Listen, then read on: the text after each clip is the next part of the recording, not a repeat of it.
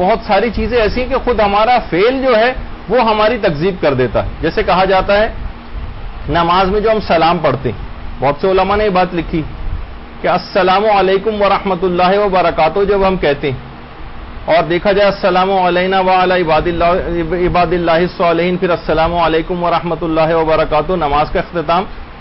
ویسے تو ہم سب لوگوں کے اوپر سلامتی بھیج رہے ہیں، لیکن جیسے ہی نماز ختم کرتے فوراً کسی کی غیبت شروع ہو جاتی ہے، کسی کی برائی شروع ہو جاتی ہے. عام زندگی میں ایک ہی دن کے اندر کتنی ہم نمازیں پڑھ رہے ہیں، اور ان کے درمیانی سب لوگوں کی عزت کو بھی مثلاً تار کیے دے رہے ہیں، ان کو نقصانات بھی پہنچا رہے ہیں، اور ویسے تمام لوگوں پر سلامتی بھیج رہے ہیں. تو کہا جاتا ہے کہ جیسے ہی آپ نماز میں سلام پڑھتی ہیں اور سب لوگوں کے لیے سلامتی کے لحاظ سے دعا کر رہی ہوتی ہیں، تو آپ کی خود نماز آپ کی تکذیب کر دیتی.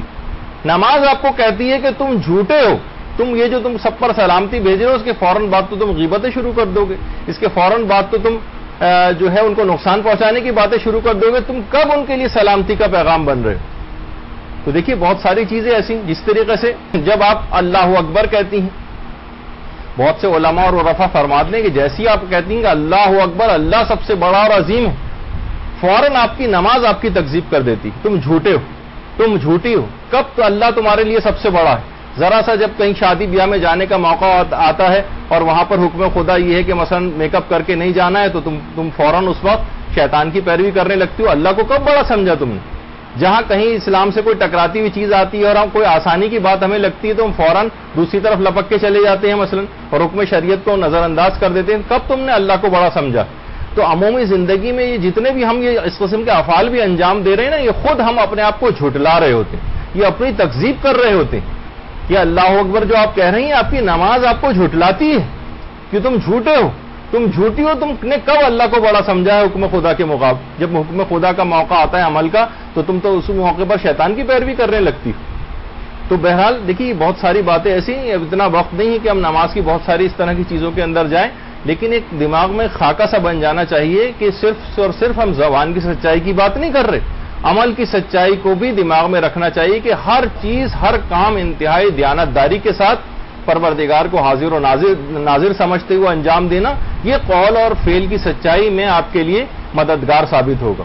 ورنہ پھر یہ ہوگا کہ صرف بہت سی چیزیں ہو سکتا ہے زبان کی سچائی صرف اس حد تک رہ جاتی ہے کہ لوگوں کے عیب ہم کھول کے بیان کریں، اپنے متعلق البتہ ہم اس قسم کی کوئی بات نہیں کر رہے ہوتے. جیسے کہ خود پیغمبر اسلام کے پاس ایک شخص آیا، اللہم صلی علی محمد وعلی،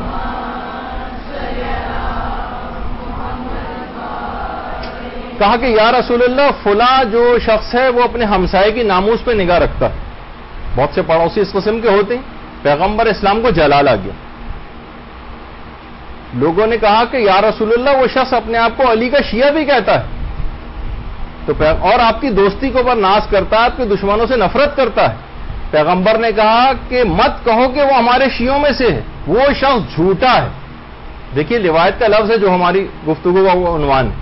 وہ شخص جھوٹا ہے، شیعہ وہ ہے جو اطاعت میں ہماری پیروی کرے. یعنی اگر ہم اطاعت میں ائمہ معصومین کی پیروی نہیں کر رہے، پیغمبر اسلام کی پیروی نہیں کر رہے، تو ہم جھوٹے ہیں. پوری کی پوری شخصیت جھوٹ پر مبنی.